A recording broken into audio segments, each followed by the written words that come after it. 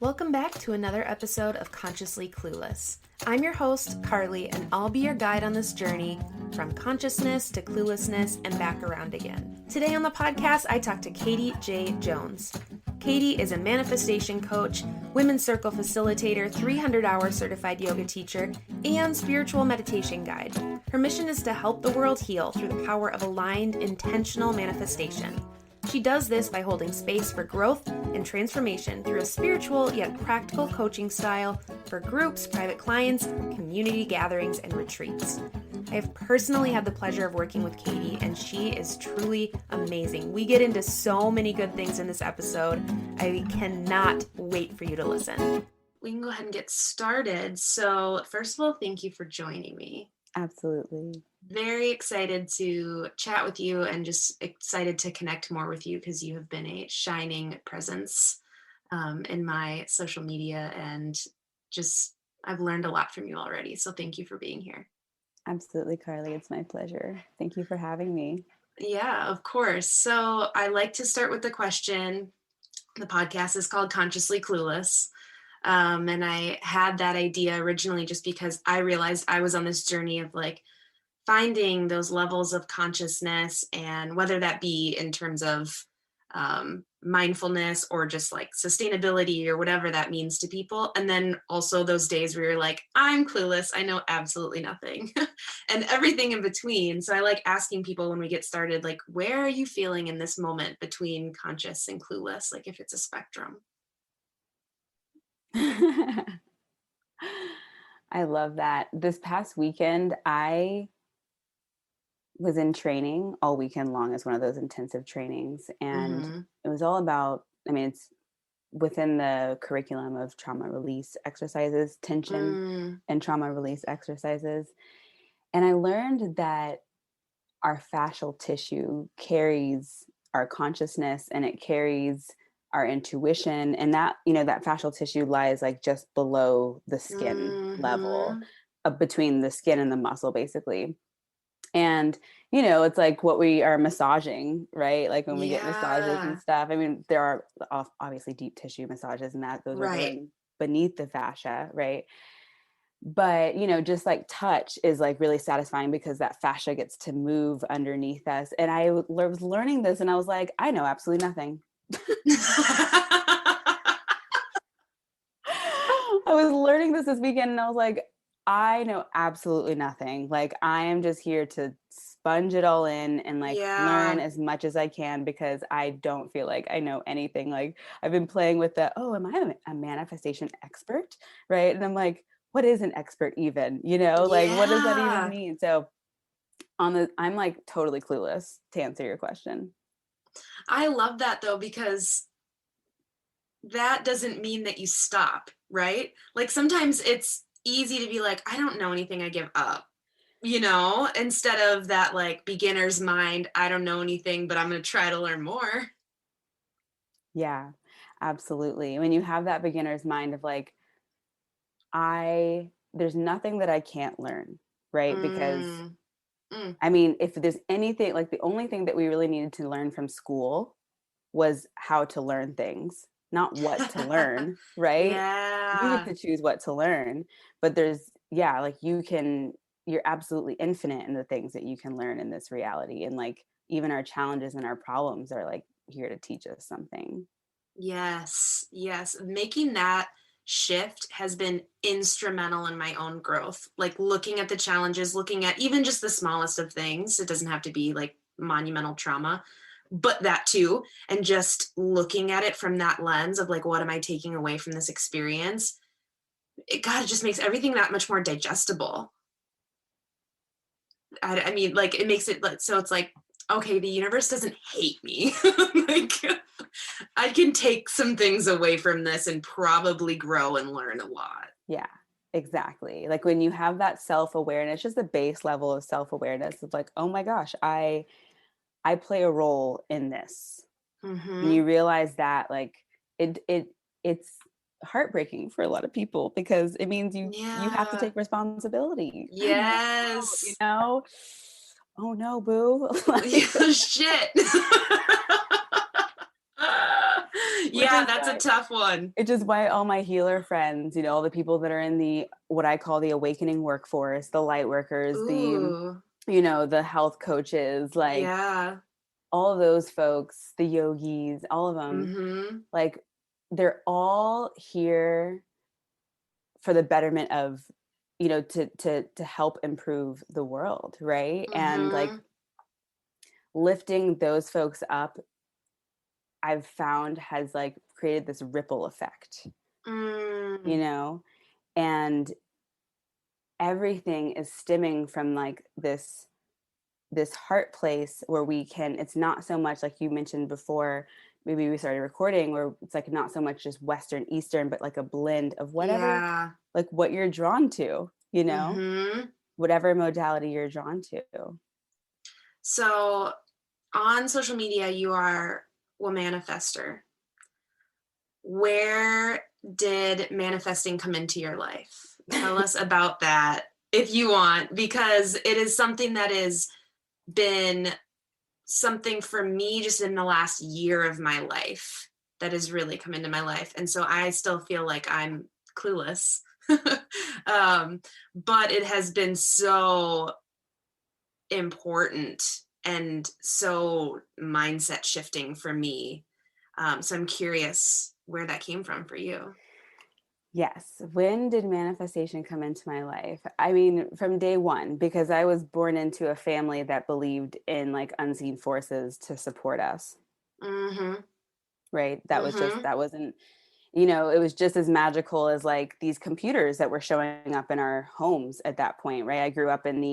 I was born in 91. So I remember having like those big computers in our homes Yeah. and like, Oh my gosh. just not understanding how it works. I'm still amazed by Wi-Fi. Like, what is it? Like we can't see it. Like, does our fascia feel it? Like we don't know. Yes. Right. Yes. Girl, I was born in 92. I was with those big computers. Yeah. So, you know, the computers and the way they've worked has been a mystery to me, just like whatever that outside force is that we're praying to all the time is a mystery to me, but it doesn't change my trust in it. So Interesting parallel. yeah. So I would say because I grew up in such a like, you could probably say a strict Christian home, but or just like Mm-hmm. we're Christian. Like we were, Yeah. we prayed before all of our meals. We prayed before bed, like these same mantras again and again and again and again, just like Wow. drilling into our heads, like, I can do anything through Christ who strengthens me. And so like, I don't identify as Christian anymore for reasons we could do a whole podcast about, um, but those same principles, like that is manifestation. And when I watched The Secret when I was 17, I was like, oh, easy. Like I know how to put all of this stuff to work, like this Yeah. is what I've been doing my whole life. Like y'all are I thought I was weird for like being in a restaurant and praying over our meal. I was like, nobody else is doing this. But I also Yeah. wasn't really like looking at anyone else's table. So anywho, it's been like interwoven into my entire life. Basically. That's so interesting that you bring up religion. I'm glad we're like getting into this right off the bat because there was somebody who mentioned to me that, when I started getting into this, I talk about this on the podcast all the time. When I am first interested in something, I like dive in. I'm like, this is my life now. I will research and read and watch videos and like immerse myself. So I was all in. Like once I was hooked, I was all in. I was like, give me everything, give me the tools. I was saying like manifest it all the time. Like it was just out of control.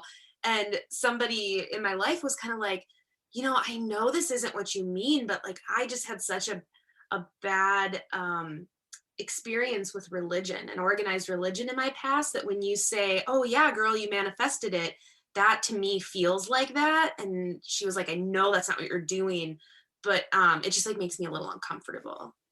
And I had never thought about that. I technically grew up Christian. It was one of those like when the grandparents were in town kind of Christian, but like I didn't have like what you're describing. So I just would have never connected them because for me, they were just like vastly different. So it's so interesting that you bring that up. Mm-hmm. Yeah, the religion thing. Because all manifestation is bringing something that's outside of the physical reality that you're looking at right now. Like you look around Yep. and you say, like, I want something better than this, or bigger than this, or smaller than this, or more minimal than this, or further in nature than this, whatever it is. Mm-hmm.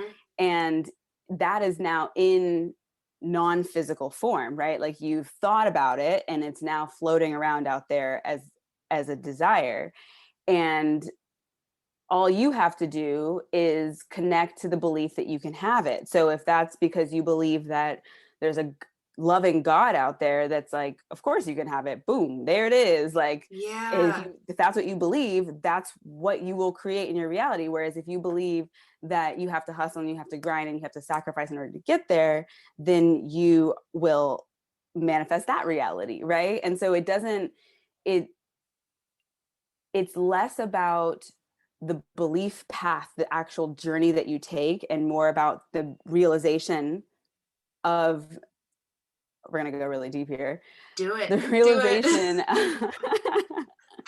the realization of your life purpose, which is basically like to come down to earth, to experience it for a while, to have a good time, to learn some lessons, to grow, to like meet some people, to heal some trauma that you're going to inevitably get because you're a human, you're going to get some trauma, and then Mm-hmm. you're going to go back into being consciousness and loving spirit, right? Like Yeah. that's what we are in these skin bodies, in these like animal suits. We're these loving spirits. So like the path that you, and I know the podcast might not get to see my hands, but the path that you take to get there, there's a plenty and many, an infinite number of paths you can take. It doesn't matter if you believe in God, or you believe in a universe, or you believe in angels, or you believe in the power of community. It doesn't matter. Just believe in something that's bigger than yourself, because if you have to do it alone, then that is what you're going to create. Yes. You just gave me chills. I think so. Going off of that, I think you just kind of started into manifesting 101. Like there's this idea that I think is very present if you kind of do like a surface level scoop of manifesting on social media or on the internet or whatever. If you Google manifestation, it is overwhelming. Um, but the idea, I think there's this stereotype or misconception or whatever it is, that it doesn't require any work or any action or anything like that. And that's not true. but it's an interesting way to it's hard to describe it. Like I'm still not even sure how to totally describe it, because you just said like it's you, if you believe you have to hustle and grind, okay, that's what you're creating. If you believe that you can have it, okay, that's what you get. But like what is the just the belief? There's still work on that path. Does that make sense? Yes, it does. There is most definitely still work on that path. It's just not how you think the work is supposed to be, because I'm like, how deep are we willing to go right now? But like, if you believe that your work in the world is determined by how much you produce, or how many, you know, clients you have, or whatever, then you're constantly going to be trying to prove in that way, right? But if you believe that the work is, sometimes it might look like you taking care of yourself. Sometimes the work might look like you going to therapy. Sometimes Mm, the work might look like you starting a business, right? It just depends. yeah. It's never going to feel like hustle and grind. That is the patriarchal paradigm that we grew up in. Like Yes. the work, like when I show up, this doesn't feel like this. I am making, like, me being on podcasts and talking about what I love to talk about makes me money. So like, and it feels good, right? Because I'm talking Right. about things that I love to do. So I can have both, right? Right. Like, but it's still action. I still Mm-hmm. get the like, I want to be on 2 podcasts this month. Boom, boom, they manifest, right? Yep. But I have to go do those podcasts and I have to show up for those Yep. podcasts, right? That's the action, but it doesn't feel like work in the traditional sense of like hustle, grind, sacrifice, doing the type of work you don't want to do. Yeah, that's the other part, is that there's the capitalist system makes us believe, I think, that we're supposed to do a job that like kind of makes us miserable. That's like that's the joke, right? That it's like, oh, we have to do that 40-hour a week job that sucks, but the weekend, I get to live on the weekend. And when you think about that and you like say it out loud, like, what a shitty system, right? Yeah. Whose idea was that? Like, not some, I mean, I was talking about this with my roommate because um again, I'm like, how deep do I go? We were talking about him potentially syncing up with me, right? Like, Mm. right? Like my female roommate and I, we've already synced up our cycles, Yep. but Yep.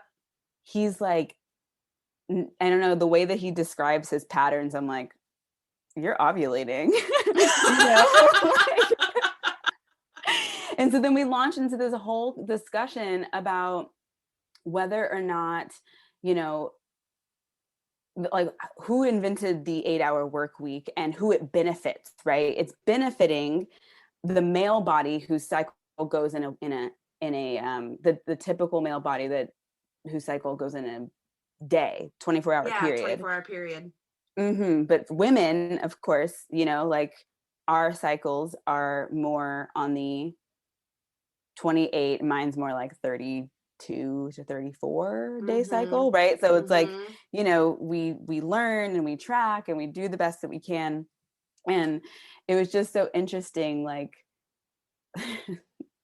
to talk about this potential blending of of our cycles. But anyway, back to the question, which was about taking action. There's always going to be action. Maybe it is tracking your cycles to Right. understand, like, oh, Right. this is why I'm feeling this way right now, you know? So yes, to answer your question, there is action, but it doesn't need to be anything other than what feels good and what feels Right. going to drive you forward. But the catch is, if you're in the place of, I'm not good enough, I'm not worthy, this isn't like, who's going to pay me for this, then your quote unquote inspired action steps that you receive, your divine downloads, are going to be in that vibration. They're going to be in the vibration of Mm. doubt and fear and whatever. So you have to have some sort of way to handle those fears, because it doesn't matter what you're doing. If you're growing and up leveling, you're going to have fears, right? So Yes. you got to Yes. have a way to move through them and to take action from a place of, I can do this. My success is inevitable. This is for the highest good of all involved that I do this, right? Like, because when I feel good, I can overflow and fuel the work around me, my mission and my calling, right? But I have to take care of Mm-hmm. myself first. So it just allows you to give you, I mean, that's the why I'm calling everything I do ease, because it's like giving you permission to take it easy, you know, to like really feel into like what it is that you need to feel supported in whatever it is that you're called to do in this life, you know? Yeah, and it feels like just getting out of your own way.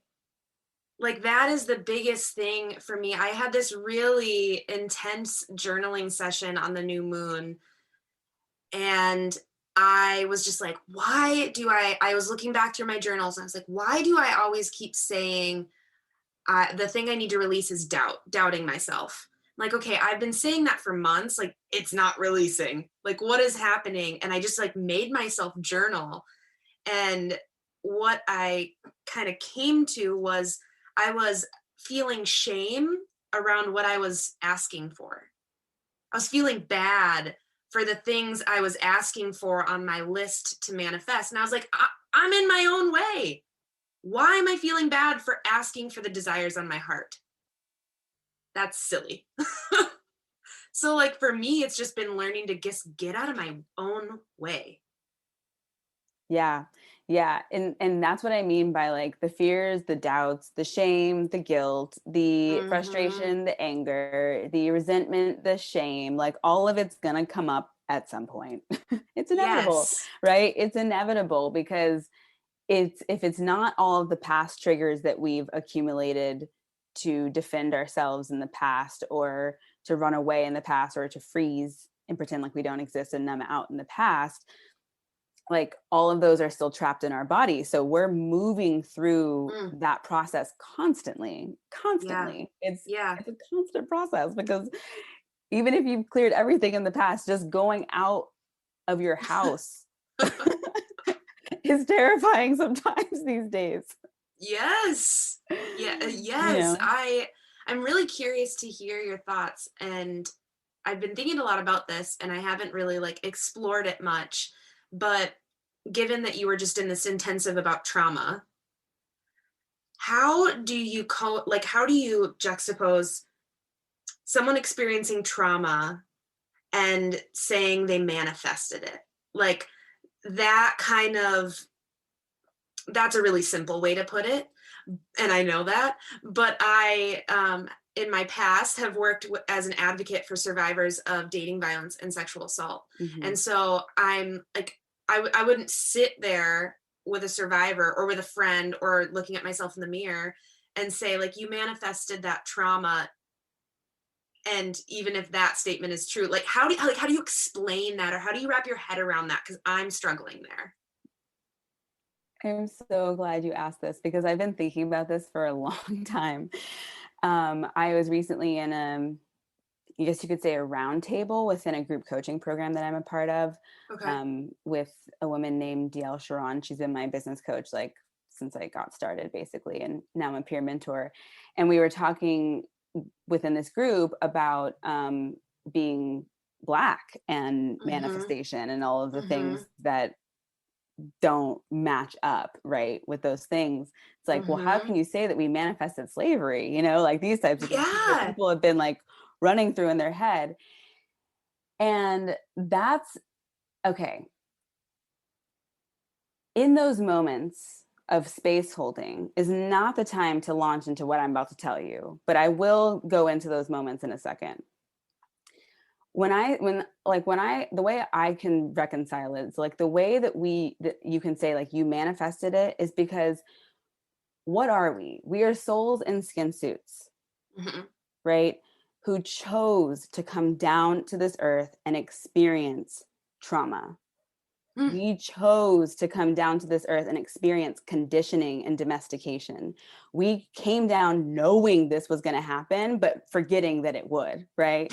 So, so that's all it is, right? We cannot control what happens to us in our reality. I can't control whether or not I can't like sit here and manifest that my neighbor not throw a ball through my window. Like I can't do that, right? Mm. Things are always going to happen to us.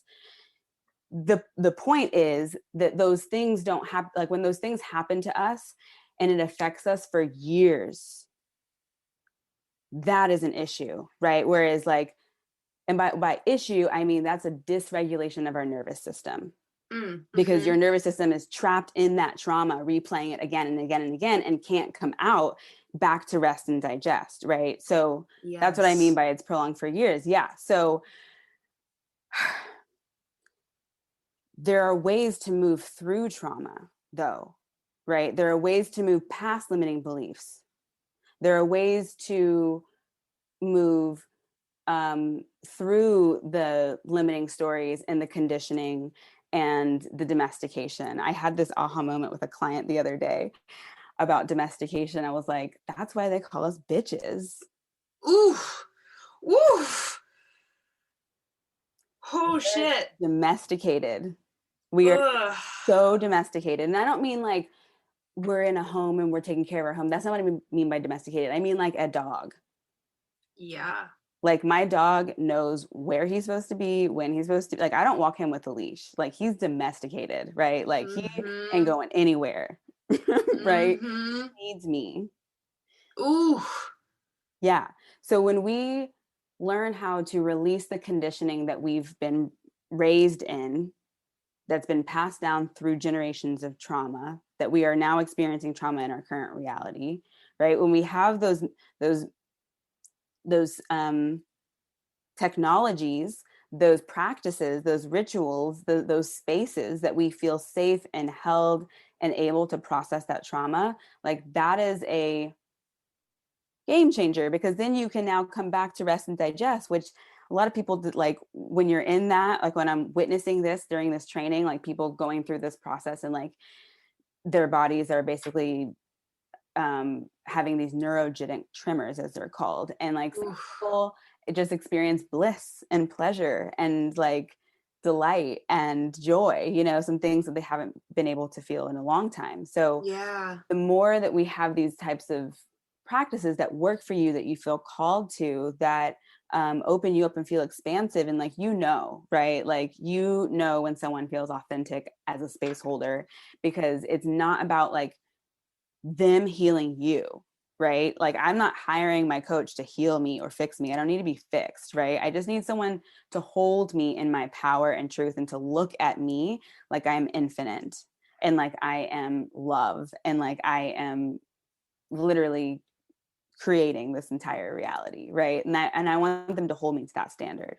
So are you manifesting trauma? Yes, in the sense that you knew that you were going to come down to this earth, but Mm-hmm. bad things are going to, quote unquote, bad things are going to happen. But if you label them as bad, then you can never find the good, and you can never move through it, because you'll Yeah. just be trapped as bad, bad, bad, bad in your reality, Yep. be trapped as bad in your energy. So the work that I do is like clearing that out, right? Like release, like stirring it up and releasing it, both um, consciously through conversation, energetically through breath work and trauma release exercises coming soon, and um, and also through meditation, right? Like bringing them back Yeah. to a state of just like peace and calm that they get to practice doing, because our minds have to be reconditioned to that. Yes.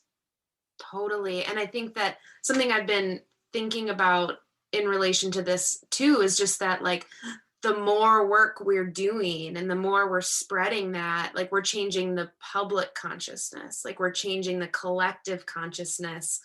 And maybe the collective consciousness was just in such a place, like we talk about these like systems of inequality, that that was overtaking everything else, that was overtaking the light, or whatever you want to say. And changing that collective consciousness makes me feel hopeful that when I'm feeling really, like, as an activist, feeling defeated, being like, no, this work is about changing this collective consciousness, so those systems can be broken down and remade. Yeah, that's why I said earlier, the awakening workforce. That's what I call. Yeah, that's beautiful. I heard that. I heard that from a woman named Claire Fox. Oh, I love that. And I just have to say, I think that's what you described about, like wanting a coach or that relationship, I think is why I am drawn to you and have done breath work with you, because I have had, I'm Reiki attuned. So I went through that process, and the last attunement that I had was really jarring and really scary, and I did not like it, and I did not feel safe, and it like pushed me away from energy work for quite a while. And it just like gave me this level of distrust in people that were going to do that kind of work with me. So doing like breath work with you, that's exactly why I feel safe to do it, is because you hold space in that way. Hmm. Thank you for sharing that, Carly. Yeah, of course. It's a huge it was like a huge deal for me to try that, because I'm so much, and we've talked about this, with other people in breath work. Katie does breath work and I have joined. That's what I'm talking about here. It's amazing. You can tell us more about where that's headed at some point. But being really good at like facilitating healing and change for other people, and then being like, I'll figure my shit out later. That was me for like a while, being like, no, I love helping people heal, but like, ooh, I'm not ready for that journey. When do you feel like that shifted for you? Um, Great question. I think the like big kind of billboard sign was going to therapy. When I went to therapy and I had a space to just like absolutely let everything go, and not worry about being judged or not worrying about who was going to know or what people were going to think, and like feeling a taste of that, having a taste of that kind of freedom, I think catapulted my journey um, to just being more comfortable to continue to do the work and excited. It like shifted it from being like this thing I had to do and get off my list, like I have to deal with my shit. I have to do that someday, to this thing where I'm like, oh wow, it's really like I like diving into some of these things. Yeah, it's not all like sunshine and roses every day, but like I'm excited because I have a taste for what can be on the other side. Like I'm like I look at a year ago right now and where I was and the work I've done and the releases I've done and all that, and I'm like, damn, like look what can happen when you work on yourself. Who knew? Yeah, absolutely. And as one of my clients once told me, the better it gets, the better it gets. Ooh, yes, yes, absolutely. I love that. Yeah. So I'm really glad that you asked that question about like, do we manifest these things happening to us? Because it's one of those things that like, for the longest time, I was like, I can't explain it. I can't explain it. I can't explain it. And even if my explanation doesn't work for you, it's really important for us to remember that like, we don't know how Wi-Fi works. Do you know how a tree grows out of an acorn? Like, explain that to me. Mm-hmm. Like, there's magic all over the place, right? And if you want to focus on the things that like have that are inevitably going to happen in this lifetime, meaning like pain and loss and grief and suffering, as opposed to how can we move through those by supporting one another and being able to hold space for one another for whatever that person needs at the time, right?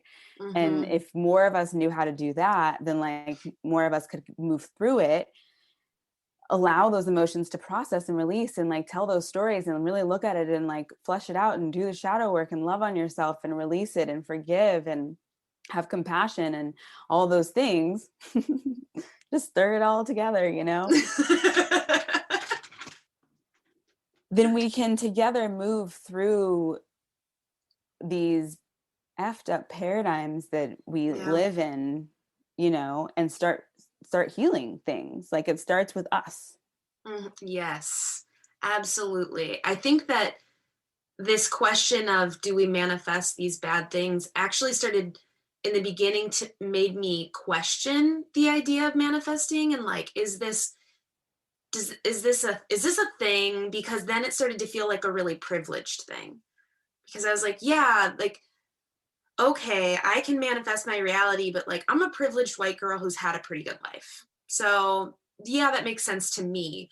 But like how I started thinking like how would I have this conversation with other people who have not had these experiences? And you kind of started to touch on that, you said, with your roundtable. And that was another thing that I really wanted to chat with you about, if you are willing and comfortable to do so, is just being a Black woman in this space, because it is a very privileged, co-opted space by white women. Like it's, like yoga and those types of things. So I'm really curious to hear more about that from you. Are you referring to the manifestation space? Yes. Okay. Being a Black woman in the manifestation space. I mean, there's definitely like a lot of stories that come up that are like, that are comparative stories, right? Like, okay, well, they're 3 years in and they had this level of launch. Like, why haven't I had that? Mm, And I would say it's very subconscious. So I have to do a lot of work around like bringing it into conscious focus so that I can do some healing work around it.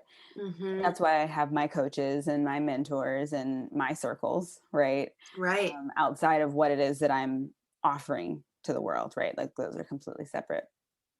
So I would say it's funny because I grew up in a predominantly white world. Like I grew up in a gated community in a suburb of Austin, Texas. And before that, I lived in Houston, and there was a lot more diversity in that classroom, but I left that city summer after third grade. So Okay. I like basically grew up with like mostly white classmates, and it didn't ever faze me. Like nothing like seemed off. Right. I mean, I knew it, like I could see that I was Of like one of course. the only Black kids, but like no one treated me any differently, right? Like Mm-hmm. not that I noticed. And I think part of that is like because of the way that I was raised, right? Like my parents taught me to just like, I mean, my mom and my grandma taught me like energy blocking affirmations for as long as I can remember. Oh, Like, wow. yeah. So I was like, I've been playing with manifestation for a while now. Yeah, totally. I mean, you probably heard them like, I'm rubber, you're glue, whatever you say bounces off of me and sticks onto you, like, I don't need that shit. Yeah. Bye. Like, Yeah, seriously. so I feel like that's why I always joke that I've been groomed for this my whole life, like being a manifestation coach, because like I've been playing with these principles for a long time now. And I am on my path and focused on my path. And I basically have stopped. I don't follow anyone in the space. Like I only follow my clients, because that's why I'm on Instagram, is to grow my client base, right? Like not Yeah, to, I yeah. have my mentors, I have my coaches, I have my support systems. And like, I'm sure when I'm ready, a new one will come up, like when that time is appropriate. Like for example, this trauma release exercises course, like I heard about it, it called to me, I researched it, and I was like, I want this. Like this is, Yeah. my people have been asking me about trauma, and I was like, I don't feel trauma informed. I don't feel like I can talk about it. So like pause and let me get back to you. And so my main focus is always just how can I serve my clients more, Mm-hmm. And yes, there are, of course, like limiting beliefs that come up when you see only white faces in the successful manifestation space, right? Like, Mm-hmm. but that's what leadership is all about. Sometimes you're the first. That's Woo! literally the definition of a leader. Yeah. Yeah. I this is like, of course, where my privilege is coming. I didn't even like, when I asked that question, I didn't even think about how that would connect to limiting beliefs for you, even in your possibility as successful in the space. Like in my head, I was just like, oh, she's probably not seeing herself reflected in that space. But like, I didn't even connect that to the fact that then you would question if you should even be there. I'm sure that came up. Exactly. It's like, yes. And that's like, that is what my spiritual mentor is here to always remind me. Is like, she's always bringing me back to that, like, remember, you've been conditioned, Yeah. subconsciously, because just by lack of representation, you've been conditioned to believe like, oh, white male, well, that's the one who I vote for, because that's what I've always seen as like the leader, right? Yes. And it's like, it's so subconscious. So that's why it's so important to like, when you're doing this work, quote unquote, the work, Mm-hmm. to have support in it, like you, especially if you don't have that in your like immediate living situation, Yeah. find it somewhere else. Like it's free on the internet. Surround yourself with people who are talking about this and who are speaking in a way that feels really good for you, really expansive for you, who probably trigger you a little bit. Because like you can just ask yourself, like, why did this trigger me? It doesn't have anything to do with them. It has everything to do with you. It's just a game. Mm-hmm. Mm-hmm. I think you talked about in one of your podcast episodes a while back that I listened to about having, is it like your top 5 people? Mm-hmm. Yeah. And that just reminded me of that idea, because I think about that still after listening to that episode of being like, who are the 5 people right now that I'm like, that have what I want, and that I see and they like remind me of the possibility. in a healthy way, not Yeah. in a way that feels like, oh, I'm so jealous. I'm never going to attain that. Not that, but just that, like, yes, I want more of that. And I'm going to see what they're up to because they inspire the shit out of me. Yeah, exactly. And it doesn't have to be, I have I think I made a podcast episode about this. Like, it's definitely on my IGTV, but you can have like an internal, if you're like really creative and imaginative, you can have an internal 5-person little board meeting in your room, and you get to just pick which souls are coming in supporting you in that, right? Is it Yes. your ancestors? Is it your spirit guides? Is it your angels? Is it someone living? Like, bring their soul in and like ask them about this situation that you're worried about. But also, like, every time I drive, I just listen to Abraham Hicks. Like, that's the rule. I just listen to Abraham Hicks when I drive, so then I'm just like soaking it in, even if I'm not fully listening, because obviously my focus is on driving. Even if I'm not fully listening, it's still playing in the background, so the 5 people, if they're not the people who are in your physical reality, like, make them virtual, make them audio, like, just get creative with it. Do you have any favorite Abraham Hicks that you like return to? No, I don't. There's been a few that I listened to a few times. And then I'm like, okay, I feel like it's soaked in. I'm like, what just happened? Sometimes I have to like listen to one of them a few times in order to really understand what they're saying. Totally. And then I just let it go. And I can't really, after that, I can listen to it like a few months later, but I don't really want to listen to it again. No, totally. I go and yeah. So no, I actually don't have any like go-to ones necessarily. If someone Googles how to manifest something, 40 bazillion things come up on the internet, and there's like techniques and do this, do this, do this. Sometimes they seem helpful, and sometimes I'm like, I don't even know what that means. Do you have any like go-to techniques when people are like, I want to learn about manifesting, I want to start to manifest these things in my life, like what, or maybe you have some go-to ones that work well for you, that you're willing to share? I just got into future scripting, like scripting things and writing it down before bed and right when I get up, and it has been like, it just like changes my day.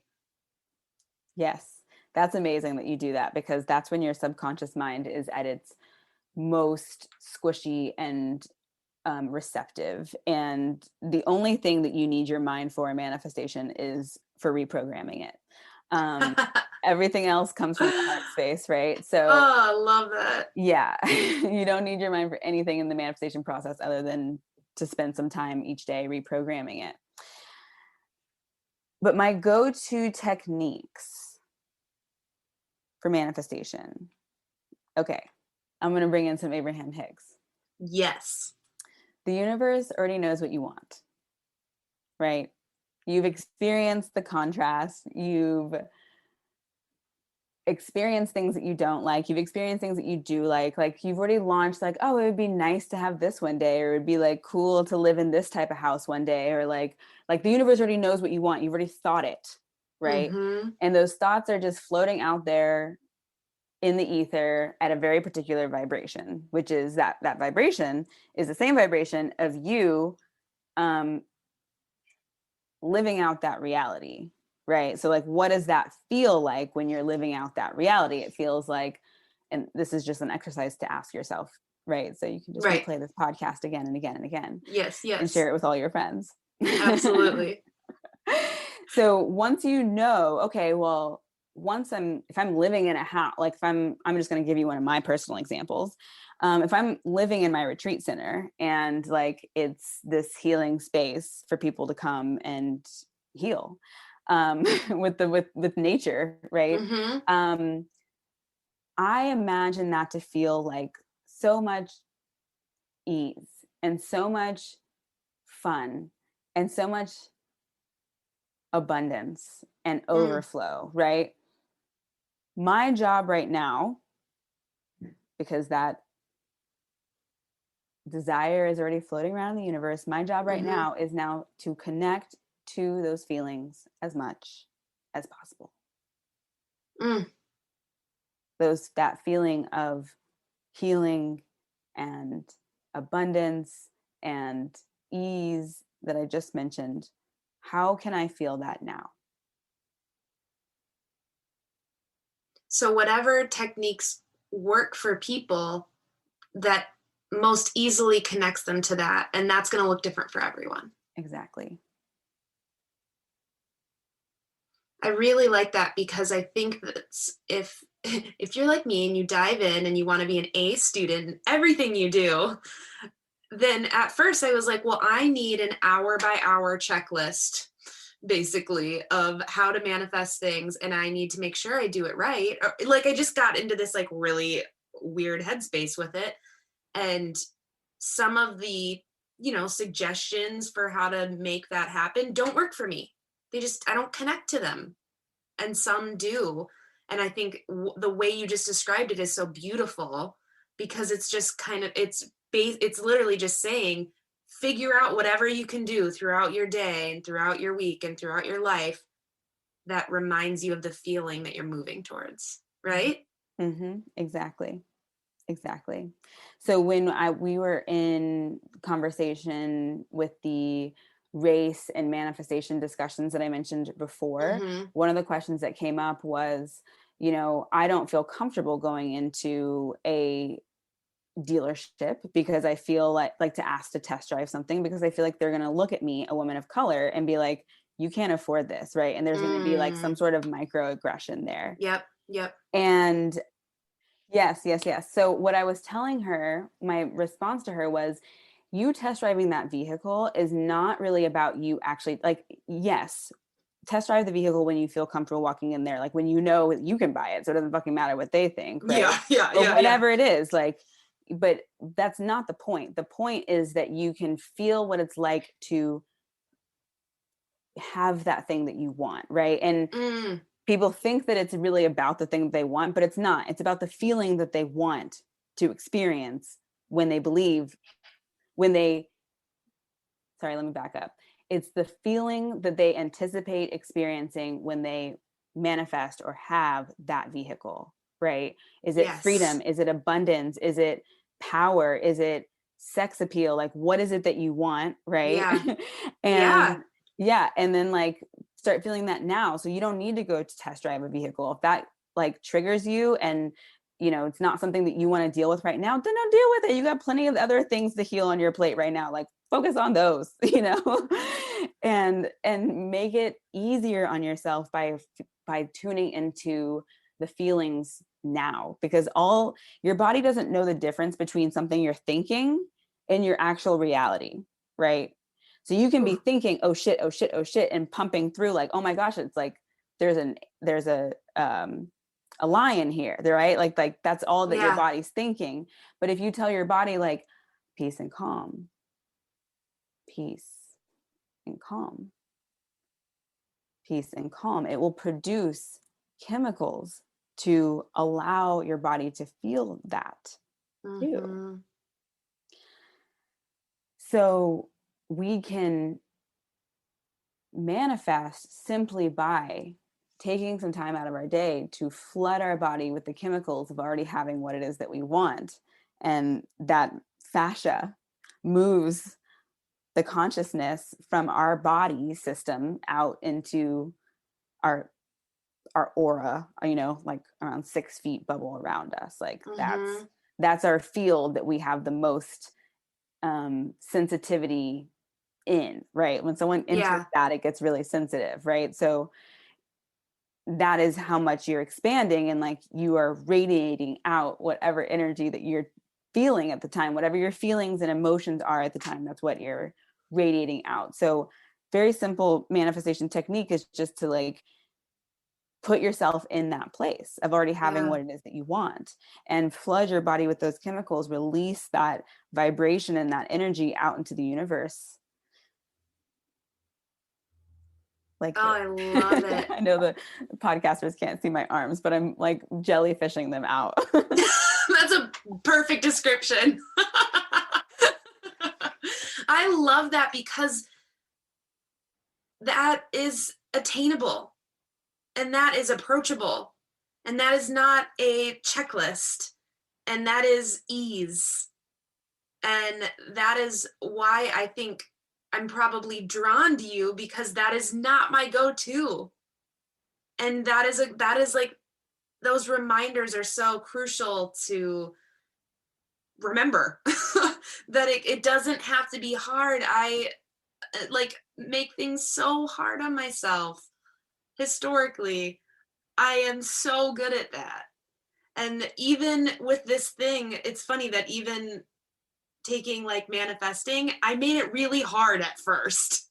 Like I made it so difficult and was just like, help me. Like I can do this. I believe it. I really do believe it. But like, I'm not sure how. And it was just like all the questions. And then that is where the doubt came in, and the shame, and like all those other things to work through. So I think that what you just described was so beautifully simple. Mm, thank you. I mean, I'm just here as a conduit. I'm just here, to be a clear channel of communication. Oh, I love it so much. So tell us about what's going on with your business, because things have been evolving and shifting and changing, and it's really exciting. And I'm not even sure if I'm totally up to date. I Oh saw the my last gosh. email. The retreat sounds amazing. Like, amazing isn't the right word. Like the next level is like, I hope that is something that continues, because I am interested. Yes, I will definitely continue the retreat. It's been on my heart to be a part of retreats, host retreats, have them at my, like, not necessarily like my living space, but like on that property. That's been something that's been on my manifestations. Ooh, it's 555. The manifestations that I've been calling in. So yes, I will continue to do retreats. You can stay the most up to date through Instagram. If you are not on Instagram, because I know a lot of people need to take breaks, then go to my website. And I'm hesitant to say this, but I'm like, just get on the mailing list. Like, the mailing list is not available as of the time this is recording, which is March 16th, but I've hired a VA and we are working through things real fast. So I would say by the next week or two, there will be a link for you to like get on the daily newsletter that basically tells you like when live events are, when circles are, when breath work is, because I'm continuing all of that. I just need to have, that's the next iteration of my business, is like having a way to tell the people about the things, that I don't have to do, right? Like, I just want to show up for the things. I don't want to do the back end parts of it. So all of that is being put together for you beautiful people. And soon it will be available on womanifestor.com. Okay. I'll put everything you want me to in the show notes. Amazing. Thank you. So breathwork is continuing. Circles are continuing. Retreats are continuing. It's not new. I might be bringing back something that I was doing before, which are my women's circles. Just in a different way this time. I got a lot of really wonderful feedback from my first 4 rounds of it, and I just feel like I need to mix it up a little bit. So that's going to be coming back in April of 2021. So keep ears and eyes open for that, which will all be on my website, womanifestor.com too. Can you explain what a circle is for people, or a women's circle? Yeah. So this is for anyone who identifies as a woman. But basically, we gather for a set amount of time. Either it's 8 weeks or 12 weeks or something like that. 5 months, whatever it is. On set dates, right? So when you sign up, you like know what the set dates are, and we meet, we gather, we start with meditation, intention setting, checking in. There's always curriculum in between the calls, in between the gatherings, and so we talk about the curriculum, and answer questions, and then we do like check-ins where each woman gets a set amount of time, whether it's 8 minutes or 10 minutes or whatever it is, for us to just pour into her and for her to just be witness and for her to share what's on her heart and for people to just listen from a place of love, right? And like not have to tell her what to do or pat her on the back or do anything, just like hold that loving space for her to be witnessed on her journey. And there'll be a time to like answer questions and like pour into people and like do some coaching. And so I'm still trying to figure out what all that looks like, which is but in the past, like that's kind of been the structure of it. And then having a rotating accountability partners in between the calls too has been really nice, but I'm feeling the need to stretch it out a little bit longer. Just to like, support more in the integration process.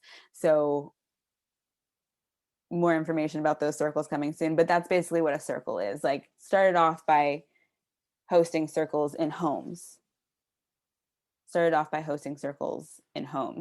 Then COVID hit, and my guidance, or even before COVID hit, my guidance was like online circles. And I was like, what? That doesn't make sense. Now here we are, and it makes perfect sense. Circles or group work has been something on my mind lately instead of doing one-on-one coaching. So I'm interested I might pick your brain a little bit more. Stay tuned about that. Yeah. Because I think that there's a lot of power that comes from that gathering of people. Yeah, absolutely. Gathering.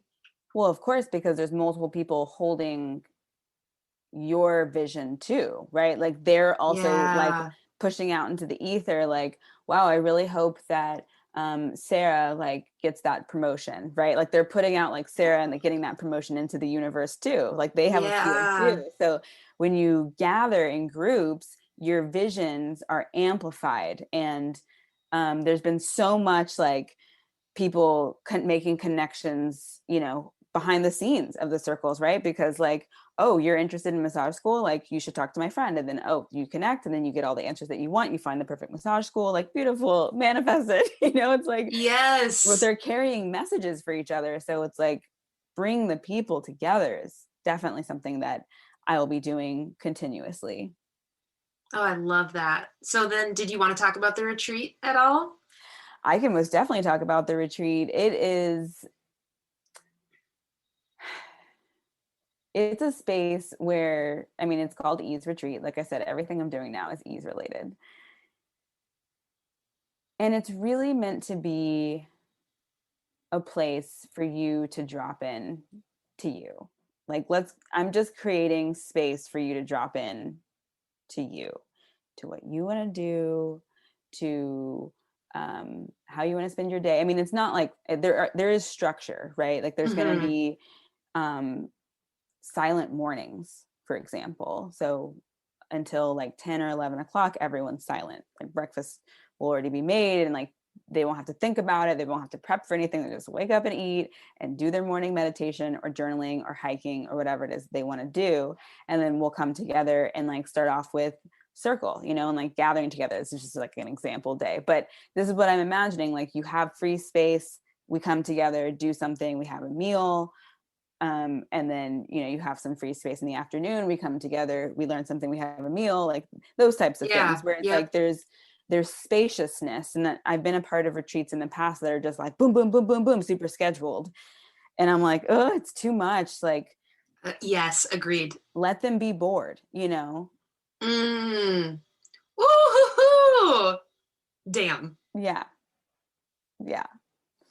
because it's in the boredom that we rediscover what's in here, what's inside.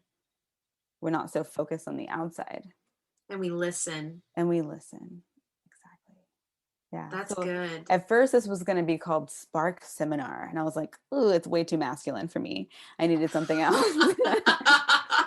But that's basically what's happening. It's like, I'm just creating this space for like this hub for minds and hearts to gather in with the shared intention of dropping in and receiving inner guidance and not taking in so much of like what's going on in the outside world, but to really, all of the answers are inside, but you can't access them from a place of stress.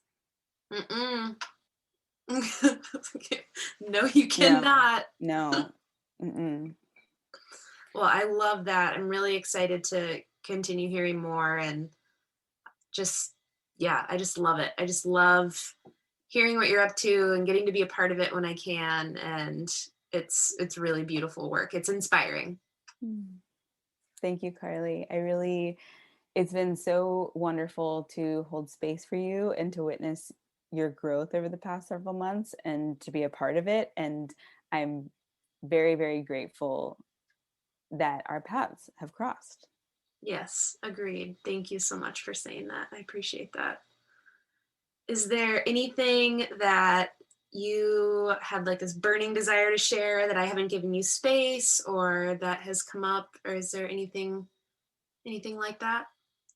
No, I feel complete. I mean, I always like to end my podcast by like asking that if you received value from this podcast, that you share it with someone that you love. You share it with someone who you think would benefit from hearing it. And if that happens to be through Instagram, feel free to tag me and Carly. I'm at We're Manifester. So I would love to, I just love hearing, someone messaged me today. I've been like wanting to not do my podcast anymore. And I've been like really sitting with like doing a lot of journaling and release work around it, because it was like basically how I got started. And I realized that I needed to give myself so much more permission around like what a podcast is and like how to show up for it and all those things. So anywho, I just want to commend you for doing this work, because I know podcasting is not easy. And providing a free service like this is really a big deal. So know that everything that you put out there isn't like, the momentum is not lost. Thank you so much. Thank you for saying that. I really appreciate it. Absolutely. So people are definitely going to want to connect with you after this. Instagram and the website, those are the best. Those are the ways. Those are the ways. Instagram and website, both are Womanifester, WOMANIFESTER. Thanks for listening to another episode of Consciously Clueless. I hope you enjoyed that episode as much as I did. We got into everything: spirituality and manifestation, religion, trauma, action, all of it. It was so great. If you are enjoying this podcast, hit subscribe wherever you're listening. If you want to help me get this into the ears of more listeners, send it to a friend, text it to a family member, share on social media, and tag me. Whatever you can do always helps me out. To be read on air as a review of the week, head over to Apple Podcasts and leave a review. And if you haven't yet, head over to patreon.com/consciouslycarly and see what I'm up to. Until next time.